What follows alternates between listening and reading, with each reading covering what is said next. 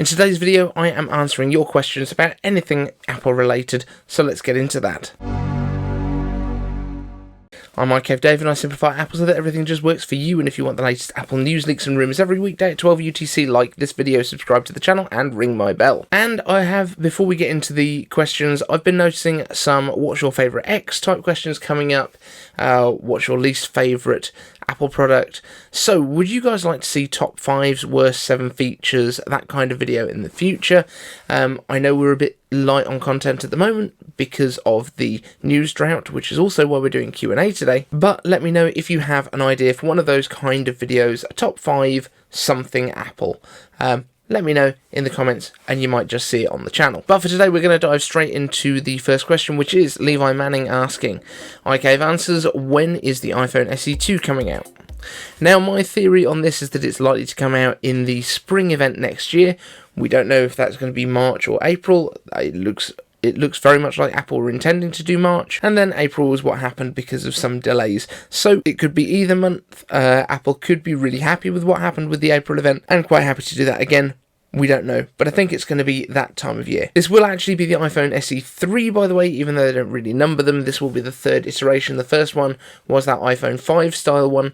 Then we had the iPhone 8, basically, with an A13 inside, and this next one is likely to keep the same chassis, the iPhone 8 style chassis, with the glass back, but with Touch ID in the home button, and without Face ID, and it's most likely going to have an A15 chip in it, because that's kind of what they do. Arthur Swart asks, iCave answers, do you think there will be an Intel Mac Pro only flavour of macOS once all the other models have received the M1 transplant? Or will macOS remain usable for Intel machines for years to come? Now, this is a difficult one. I have a strange feeling that even though we saw some leaks for new Intel chips, new Intel Xeon chips that were looking to go into a Mac Pro, I have a feeling that Apple has cancelled that, which is why they've put out the little update just on the graphics card side of things. I think this might end up being the last Mac Pro that we actually get in its current Intel form. And I'm not saying that anyone was wrong in the earlier leaks where they were saying that there is another Intel one coming. I'm saying that I think they might have changed their minds and decided, based on the way that Intel has been talking about Apple, that Timmy didn't want to buy any more of those chips. So that's my take on it from whether we're getting any more Intel Mac Pros. However, in terms of operating system support, I have a feeling that we're going to get a good probably 3 more years of full-on Intel support. However, just as with what we've got going on right now, there will be more and more features that are not supported by Intel. More and more of the features that need Apple Silicon in order to run, just as they've had with the background FaceTime blur, just as they've had with a few other features that have come out. And obviously the first one being when M1 was first launched with Big Sur, the ability to run iPhone and iPad apps. So I would expect there's going to be more gaps in the line like that. I don't think that they're going to make a special flavour of macOS purely for the Intel machines, and in fact my theory is that we'll actually get kind of hybrid machines coming, maybe with an add-in card for the current Intel Mac Pros where you can add some Apple Silicon to it, and maybe that will be the part that runs the operating system while the Intel Xeons are there to do some of the heavy lifting during big processing tasks. That would be a really interesting way of doing it, almost having it as 2 systems within its own kind of network that happens inside its box. I'm not quite sure how they would architect it, but that seems like a decent way to do it, as if you were offloading a compressor project. Next up, RiggsSec asks, iCave answers, what non-Apple tech do you use on a routine basis, if any? So, having a quick look around my room here, not a great deal. I do have an HP laptop that I have to use for work. I do have, obviously, a lot of external hard drives that are not Apple branded, but I'm guessing you mean full-on computers. There is none. Phones, there are none. Tablet computers, there are none. In terms of stuff in here, I guess lighting and audio and stuff like that is non-Apple, but it's all connected to Macs, so I guess that counts. Lit8 asks, iCave answers, Lit8 questions, Skeuomorphism, iOS 6 versus Neumorphism, Big Sur versus flat iOS 7. So for right now, I think I'm still more in the flat camp in the iOS 7 thing, but then I also do really like the way that that Big Sur looks. I just think it's also, I don't know if it's better to have that kind of slight depth to some of the icons than it is to just go fully flat. I don't think it adds a great deal to the experience. I don't think it adds any real value. I think what it does do perhaps is just add some interest, visual interest to knowing where everything is. Graham Morgan asks, ICave Answers, you use an iPhone to record on, but how do you set up your mic? Do you have an external mic connected to the iPhone? So when I started, I was using a lav mic, a Boya lav mic, which was about £20, and that was plugged into the iPhone itself through the Lightning port using the little dongle adapter that used to come with them. You can still pick those up. I think they're about £9. But that's what I used to use originally, and also part of the reason that I use the Filmic Pro app, because I am able to kind of monitor my audio levels while I'm recording.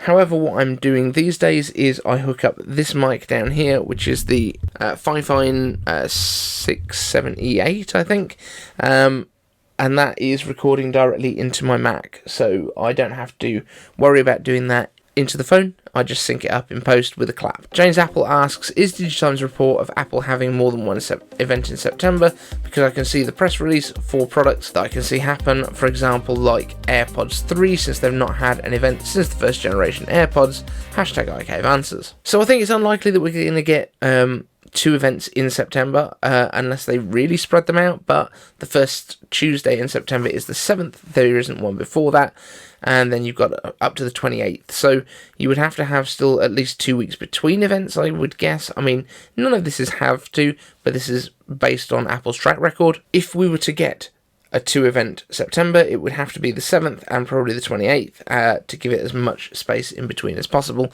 However, I think we're going to get an event on the 14th, which means we would find out about that on the 7th.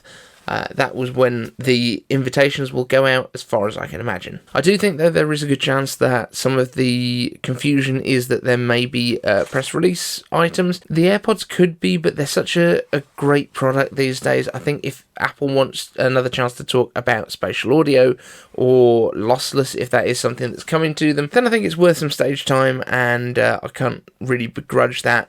I'm interested in what they're going to do and how they've iterated as well. I'd really like not just to be kind of have them dumped on the website, but a little bit of insight into how they were designed, because the original EarPods video was probably one of the most interesting that Apple has done for a long time. Little Mountain Life asks, ICave Answers, I'm definitely getting a Mac Mini at release, but I'm trying to decide between the 16GB and 32GB RAM options, especially seeing as how efficient the RAM works with M1 now. If I currently notice mild bogging down during 4K video edits in Filmora on the 8-core 16GB RAM M1 Air, will the M1X with 16GB be light years faster during edits, or should I consider 32 gigs?